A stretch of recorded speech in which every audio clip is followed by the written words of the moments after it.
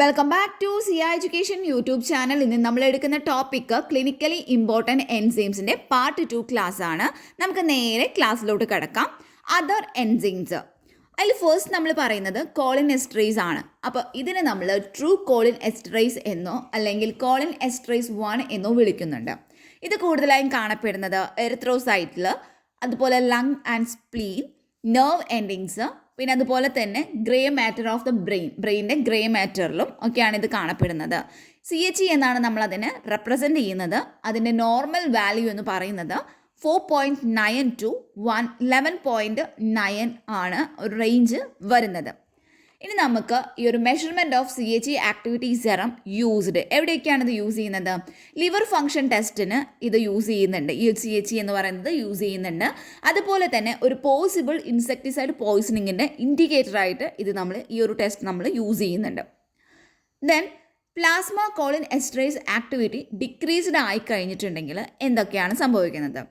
First one ആണ് hepatic parenchymal ഡിസീസുകൾ ഉണ്ടാവുന്നുണ്ട്. Second one, ingestion or absorption through the skin of such anticholinesterase as organophosphate. അതായത് ഈ ആൻറ്റികോളിനെസ്റ്ററേസ് നമ്മൾ ഓർഗാനോഫോസ്ഫേറ്റിൻ്റെ ഫോമിൽ നമ്മൾ സ്കിന്നിലൂടെ ഇതിൻ്റെ അബ്സോർപ്ഷനോ അല്ലെങ്കിൽ ഇഞ്ചക്ഷനോ നടക്കുന്നുണ്ട്. Then causes of increased plasma cholinesterase activity. ഇനി ഇതിൻ്റെ ആക്ടിവിറ്റി ഈ ഒരു ഇൻക്രീസ്ഡ് ആവുകയാണെന്നുണ്ടെങ്കിലോ? അതിൽ ഫസ്റ്റ് വൺ പറയുന്നത് recovery from the liver damage. Second one വരുന്നത് നെഫ്രോട്ടിക് സിൻഡ്രമാണ്. തേർഡ് വൺ വരുന്നത് എന്താണ്? Glutamate dehydrogenase. അതൊരു മൈറ്റോകോൺട്രിയൽ എൻസൈമാണ്. അത് മെയിൻലി കാണപ്പെടുന്നത് ലിവർ, ഹാർട്ട് മസിൽസ്, കിഡ്നി, മാത്രമല്ല അതൊരു സ്മോൾ എമൗണ്ടിൽ മറ്റ് ടിഷ്യൂസിലും ഇത് കാണപ്പെടുന്നുണ്ട്. അതിൽ വരുന്നതാണ് brain, skeletal muscles tissue, leucocytes. അപ്പോൾ ഇതിലൊക്കെയാണ് ഈ GLD കാണപ്പെടുന്നത്. അപ്പോൾ ഈ GLDയുടെ ക്ലിനിക്കൽ സിഗ്നിഫിക്കൻസ് നമുക്ക് നോക്കാം. GLD is increased in serum of patient with hepatocellular damage. Hepatocellular damage ഉള്ള പേഷ്യൻസിൻ്റെ സെറത്തിലാണെങ്കിൽ GLD ഇൻക്രീസ്ഡ് ആയിരിക്കും. Offering differential diagnostic potential in the investigation of liver disease. The key to this differential diagnostic potential എന്ന് പറയുന്നത് അത് കാണപ്പെടുന്നത് intra organ and intercellular distribution of the എൻസൈംസിലാണ്. GLD എന്ന് പറയുന്നത് എക്സ്ക്ലൂസീവ്ലി ഒരു മൈറ്റോകോൺട്രിയൽ എൻസൈമാണ്. ഈ GLD നെക്രോട്ടിക് സെൽസിൽ നിന്നാണ് ഇത് റിലീസ്ഡ് ആവുന്നത്. കൂടാതെ ഇതിന് ലിവർ സെൽ ഡാമേജിൻ്റെ സിവിയറിറ്റിയുടെ എസ്റ്റിമേഷനിൽ ഇതിനൊരു നല്ലൊരു വാല്യൂ തന്നെയാണ് ഉള്ളത്. GLD ആക്ടിവിറ്റി ഇൻ സെറം എന്ന് പറയുന്നത് 49 ഡിഗ്രി സെൽഷ്യസിൽ 48 അവേഴ്സും അതിനുശേഷം ഒരു 20 ഡിഗ്രി സെൽഷ്യസിൽ സെവറൽ വീക്സും വെച്ചാൽ നമുക്ക് ഈ ഒരു GLD ആക്ടിവിറ്റി ഇൻ സെറത്തിന് നമുക്ക് സ്റ്റേബിളായിട്ട് കാണാനായിട്ട് പറ്റും. അതുപോലെ വുമൻസിലാണെങ്കിൽ 6 U/L മെൻസിലാണെങ്കിൽ 8 U/L ഇതിൻ്റെ ഈ GLDയുടെ ഒരു അപ്പർ റെഫറൻസ് ലിമിറ്റ് എന്ന് പറയുന്നത്. When A method optimised at 37 degree Celsius is used. Next വരുന്നത് മസിൽ എൻസൈംസ് ആണ്. അതിൽ ഫസ്റ്റ് വൺ വരുന്നത് എന്താണ്? ക്രിയാറ്റിനിൻ കൈനേസ് ആണ്. അതായത് CK എന്ന് നമുക്ക് അതിന് റെപ്രസെൻ്റ് ചെയ്യാം. Also called creatine phosphokinase. ഇതിനെ നമ്മൾ ക്രിയാറ്റിൻ ഫോസ്ഫോ കൈനേസ് എന്ന് വിളിക്കുന്നുണ്ട്. അങ്ങനെ നമുക്ക് വേണമെങ്കിൽ CPK എന്ന് നമുക്കതിനെ റെപ്രസെൻ്റ് ചെയ്യാം. CK എന്ന് പറയുന്നത് most abundant in cell of cardiac and skeletal muscles and in ബ്രെയിനിലും അതുപോലെ തന്നെ സ്കെൽറ്റൽ മസിൽസ്, കാർഡിയാക് മസിൽസ്, ഇതിൻ്റെ എല്ലാം സെൽസിലാണ് ഇത് മോസ്റ്റ് കോമൺലി അല്ലെങ്കിൽ മോസ്റ്റ് അബണ്ടൻ്റ് ആയിട്ട് ഇത് കാണപ്പെടുന്നത്. But also occur in other tissues. അതുകൂടാതെ ഇത് മറ്റ് ടിഷ്യൂസിലും ഇത് അടങ്ങിയിട്ടുണ്ട് അല്ലെങ്കിൽ കാണപ്പെടുന്നുണ്ട്. സച്ച് ആസ് സ്മൂത്ത് മസിൽസിലും ഇത് കാണപ്പെടുന്നുണ്ട്. The concentration gradients between some human tissue and serum for creatine kinase. Concentration gradient എന്ന് പറയുന്നത് ഇസ് ലോഗരിതമിക് ആയിരിക്കും. ഇനി ഇതിൻ്റെ ക്ലിനിക്കൽ ഇമ്പോർട്ടൻസ് നോക്കുകയാണെങ്കിൽ, ക്ലിനിക്കൽ സിഗ്നിഫിക്കൻസ് നോക്കുകയാണെങ്കിൽ ഇതിൻ്റെ normal range for total CK എന്ന് പറയുന്നത് മെയിലാണെങ്കിൽ 46 to 171 U/L ആണ്. ഫീമെയിലാണെങ്കിൽ അത് 34 to 145 U/L ആണ് വരുന്നത്. Serum CK activity is greatly elevated in all type of muscular dystrophy. അപ്പോൾ എല്ലാ തരത്തിലുള്ള മസ്കുലർ ഡിസ്ട്രോഫിയിലും ഈ ഒരു സെറം CK ആക്ടിവിറ്റി എന്ന് പറയുന്നത് എലിവേറ്റഡ് ആവുന്നുണ്ട്. ഇൻ പ്രോഗ്രസീവ് മസ്കുലർ ഡിസ്ട്രോഫി, അതായത് ഡ്യൂച്ചൻ സെക്സ് ലിങ്ക്ഡ് മസ്കുലർ ഡിസ്ട്രോഫി ആ ഒരു കേസിലാണെങ്കിൽ ഈ ഒരു എൻസൈം ആക്ടിവിറ്റി ഇൻ സെറം എന്ന് പറയുന്നത് ഹയസ്റ്റ് ആയിരിക്കും. അതായത് ഇൻഫൻസിയിലും അതുപോലെ തന്നെ ചൈൽഡ്ഹുഡിലും, അതായത് 7 to 10 ഇയേഴ്സ് ഓഫ് ഏജിൽ ഉള്ള ആൾക്കാരിൽ, അതായത് ഇൻഫൻസി ആൻഡ് ചൈൽഡ്ഹുഡ് ആയിട്ടുള്ള ആൾക്കാരിൽ ഈ ഒരു പ്രോഗ്രസീവ് മസ്കുലർ ഡിസ്ട്രോഫിയുടെ ടൈമിൽ എൻസൈം ആക്ടിവിറ്റി ഇൻ സെറം എന്ന് പറയുന്നത് ഹയസ്റ്റ് ആയിരിക്കും and may increase long before the disease is clinically apparent. Serum CK activity characteristically fall as patient care older. പ്രായമാകും തോറും പേഷ്യൻസിൽ ഉള്ള ഈ ഒരു സെറത്തിൻ്റെ CK ആക്ടിവിറ്റി എന്ന് പറയുന്നത് ക്യാരക്ടറിസ്റ്റിക്കലി അത് കുറയുകയാണ് ചെയ്യുന്നത്. And as the mass of functioning muscle diminishes with the progression of the disease progress ആവുന്നതിനനുസരിച്ചിട്ട് തന്നെ നമ്മുടെ ഈ ഒരു മാസ് ഓഫ് ഫങ്ഷനിങ് മസിൽസ് എന്ന് പറയുന്നത് ഡിമിനിഷ് ആവുകയാണ് ചെയ്യുന്നത്. ഡ്യൂച്ചൻ ഡിസ്ട്രോഫിയുടെ അസിംറ്റമാറ്റിക് ഫീമെയിൽ കാരിയേഴ്സ് ഉണ്ടായിരിക്കും, അതായത് സിംറ്റംസ് ഒന്നും കാണിക്കാത്ത ഫീമെയിൽ കാരിയേഴ്സ് ഉണ്ടായിരിക്കും. അപ്പോൾ അവരിൽ ഒരു 50 to 80% ആയിട്ടുള്ള ഈ ഒരു ഫീമെയിൽ കാരിയേഴ്സും അവരിൽ വരുന്ന ഈ ഒരു CK ആക്ടിവിറ്റി എന്ന് പറയുന്നത് 3 fold അല്ലെങ്കിൽ 6 fold ഇൻക്രീസ്ഡ് ആയിരിക്കും. ഇത് കൂടാതെ ഈ ഒരു CK വാല്യൂ ഉണ്ട്, അതായത് quite a high value of CK are noted in viral myositis, അതുപോലെ തന്നെ പോളിമയോസൈറ്റീസ്, അതുപോലെ സിമിലർ ആയിട്ടുള്ള മറ്റ് മസിൽ ഡിസീസുകൾ. ഇതിലൊക്കെ ഇതേപോലെ തന്നെ ഈ CKയുടെ ഒരു ഹൈ വാല്യൂ എന്ന് പറയുന്നത് നോട്ടഡ് ആയിട്ടുണ്ട്. In neurogenic muscle disease such as myasthenia gravis, multiple sclerosis, poliomyelitis and parkinsonism. അപ്പോൾ ഇതിലെല്ലാം ഇതിൻ്റെ സെറം ആക്ടിവിറ്റി എന്ന് പറയുന്നത് നോർമൽ ആയിരിക്കും. അതായത് സിംപ്ലി പറയുകയാണെങ്കിൽ ന്യൂറോജനിക് മസിൽ ഡിസീസുകളിലാണെങ്കിൽ സെറം ആക്ടിവിറ്റി എന്ന് പറയുന്നത് നോർമൽ ആയിരിക്കും. ദെൻ നെക്സ്റ്റ് വരുന്നത് isoenzymes of CK consist of 2 protein subunit. ഈ CKയിൽ എന്താണ് 2 പ്രോട്ടീൻ സബ് യൂണിറ്റുകളാണ് അടങ്ങിയിട്ടുള്ളത്. ഫസ്റ്റ് വൺ എന്ന് പറയുന്നത് M ആണ്, for muscles, and B for brain, which combines to form 3 isoenzymes. ഇതെന്ത് ചെയ്യുന്നു, ഇത് രണ്ടും കമ്പൈൻ ചെയ്തിട്ട് 3 ഐസോ എൻസൈംസ് അവിടെ ഫോം ചെയ്യുന്നുണ്ട്. ഫസ്റ്റ് വൺ BB, അപ്പോൾ CK1 എന്ന് പറയാം, MB CK2 എന്ന് പറയാം, ആൻഡ് MM അതാണ് CK3 എന്ന് പറയുന്നത്. അപ്പോൾ CKMM എന്ന് പറയുന്നത് ഒരു പ്രിഡോമിനൻറ്റ് ഐസോ എൻസൈം ആണ് in skeletal and cardiac muscles and is detectable in plasma for normal subjects. അപ്പോൾ CKMM എന്ന് പറയുന്നത് സ്കെൽറ്റൽ അതുപോലെ തന്നെ കാർഡിയാക് മസിൽസിലൊക്കെ പ്രിഡോമിനൻ്റ് ആയിട്ടുള്ള ഒരു ഐസോ എൻസൈം ആണ് and is detectable in the plasma of normal subjects. ഇനി CKMB എന്ന് പറയുന്നതോ, that is accounts for about 35% of total CK activity in cardiac muscles and less than 5% in skeletal muscles. അതായത് CKMB എന്ന് പറയുന്നത് cardiac മസിൽസിൽ നോക്കുകയാണെങ്കിൽ അതിലുള്ള total CK ആക്ടിവിറ്റിയിൽ ഒരു 35% ആണ് അത് അക്കൗണ്ട്സ് ചെയ്യുന്നത്. അതുപോലെ സ്കെൽറ്റൽ മസിൽസിലാണെന്നുണ്ടെങ്കിൽ ലെസ് ദാൻ 5% ആണ് വരുന്നത്. It's plasma activity is always high after myocardial infarction. അതായത് മയോകാർഡിയൽ ഇൻഫാർഷൻ ശേഷമാണെങ്കിൽ അവിടെയുള്ള പ്ലാസ്മ ആക്ടിവിറ്റി എന്ന് പറയുന്നത് ഓൾവേസ് ഹൈ ആയിരിക്കും.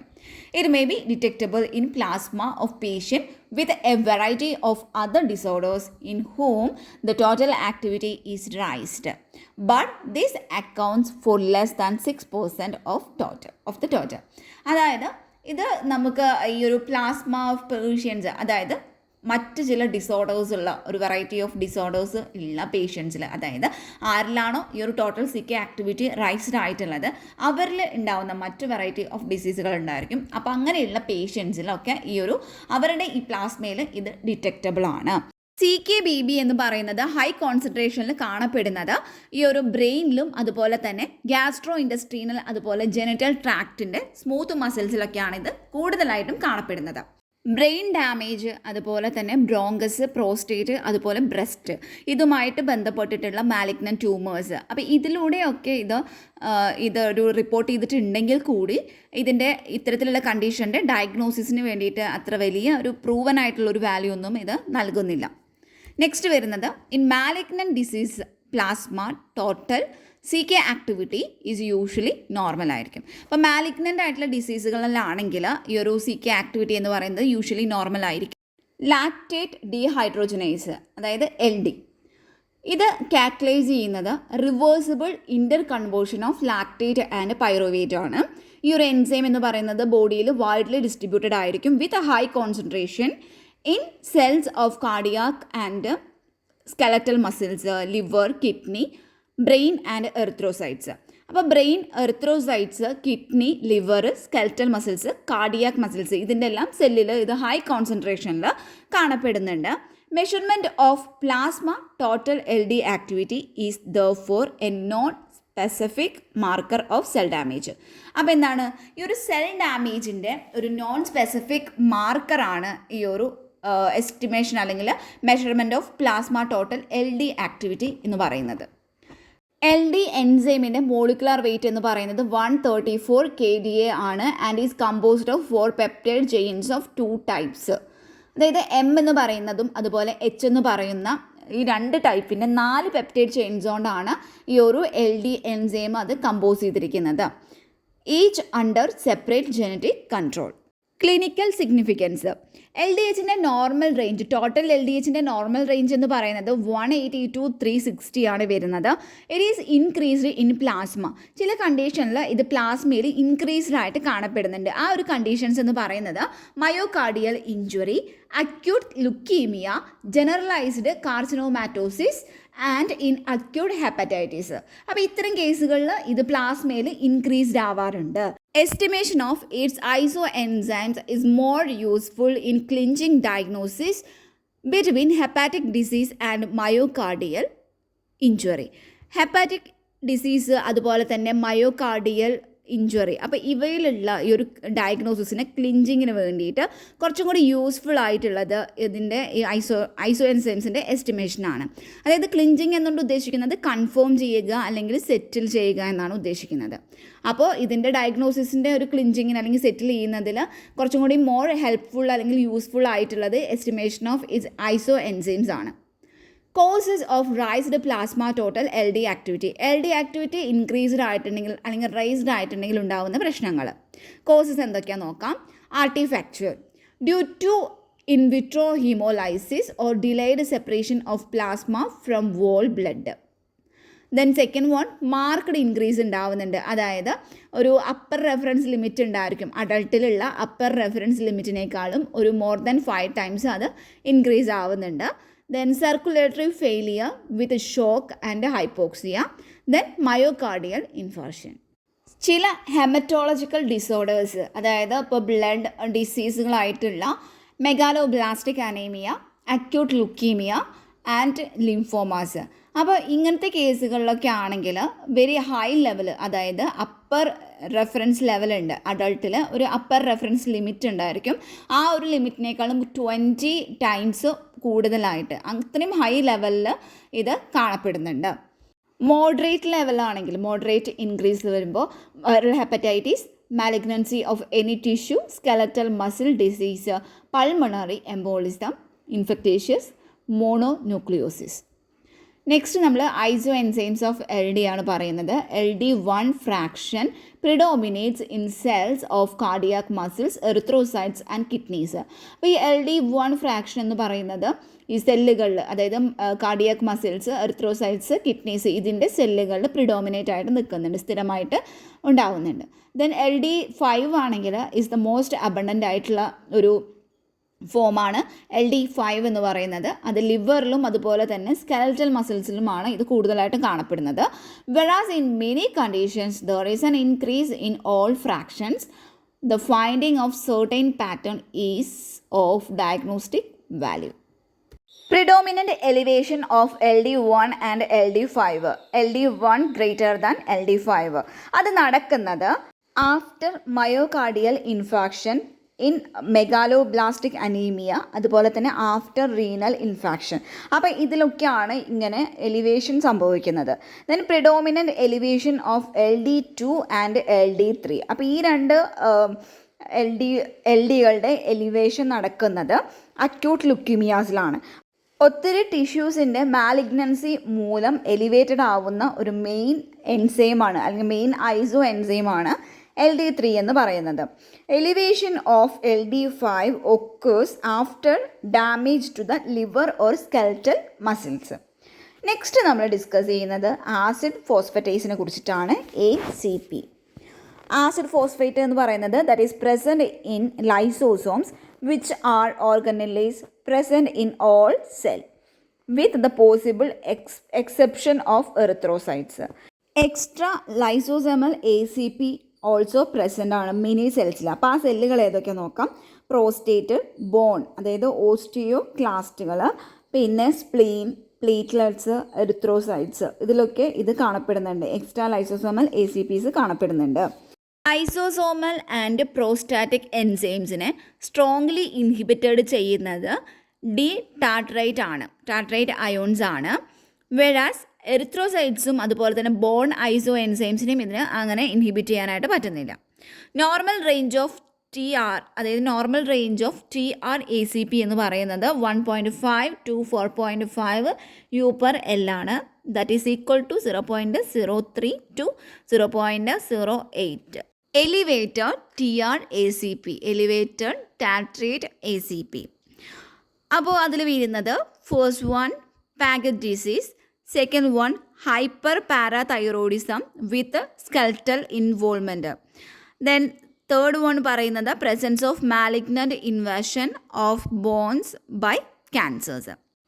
The main indication for estimation are to help diagnose prostatic carcinoma and to monitor its treatment. അപ്പോൾ അതിൻ്റെ ട്രീറ്റ്മെൻറ്റിനെ monitor ചെയ്യുക, അതുപോലെ തന്നെ പ്രോസ്റ്റാറ്റിക് കാർസിനോമ ഡയഗ്നോസ് ചെയ്യുക. അപ്പോൾ ഇതിനൊക്കെയാണ് ഇത് സഹായിക്കുന്നത്, മെയിൻ ഇൻഡിക്കേഷൻ ഫോർ എസ്റ്റിമേഷൻ എന്ന് പറയുന്നത്.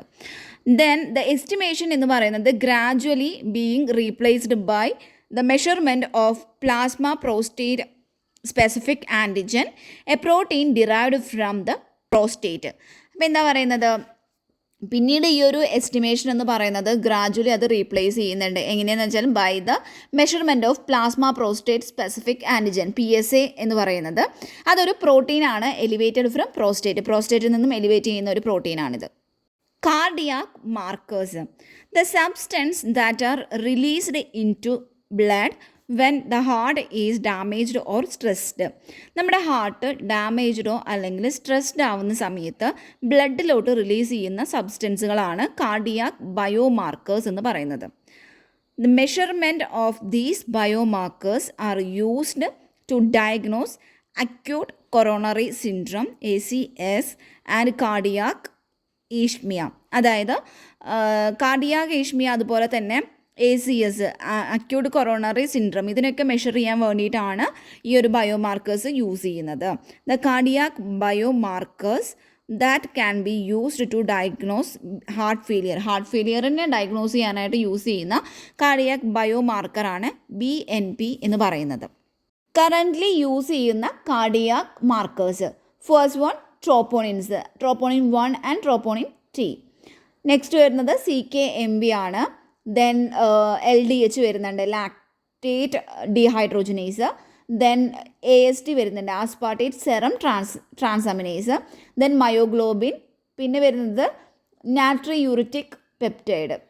ഇതെല്ലാമാണ് ഇപ്പോൾ കറൻ്റ്ലി യൂസ് ചെയ്യുന്ന കാർഡിയാക് മാർക്കേഴ്സ് എന്ന് പറയുന്നത്. നെക്സ്റ്റ് വരുന്നത് ട്യൂമർ മാർക്കേഴ്സ് ആണ്. The substance often protein that are produced by the cancer tissue itself or sometimes by the body in response to cancer growth.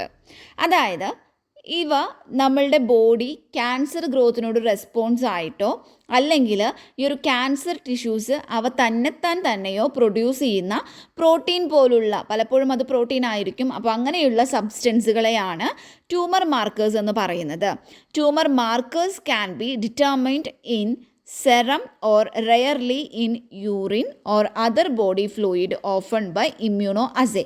അപ്പോൾ നമുക്ക് ഈ ട്യൂമർ മാർക്കേഴ്സിനെ നമുക്ക് ഡിറ്റർമിൻ ചെയ്യാനായിട്ട് സെറത്തിൽ അല്ലെങ്കിൽ റെയർലി ആയിട്ട് അത് യൂറിനിലും അല്ലെങ്കിൽ അതർ ബോഡി ഫ്ലൂയിഡ്സിലും നമുക്ക് ഇമ്മ്യൂണോ അസേ ചെയ്യുന്നത് വഴി നമുക്ക് ഡിറ്റർമിൻ ചെയ്യാനായിട്ട് പറ്റുന്നതാണ്.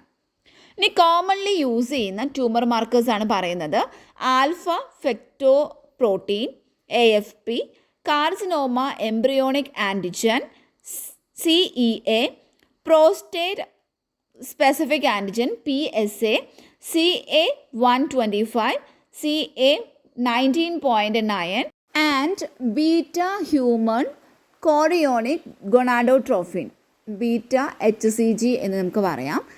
Blood gas analysis, arterial blood gas analysis അല്ലെങ്കിൽ ABG analysis test measure parameters such as pH, PO2, PCO2 and HCO3 in the blood.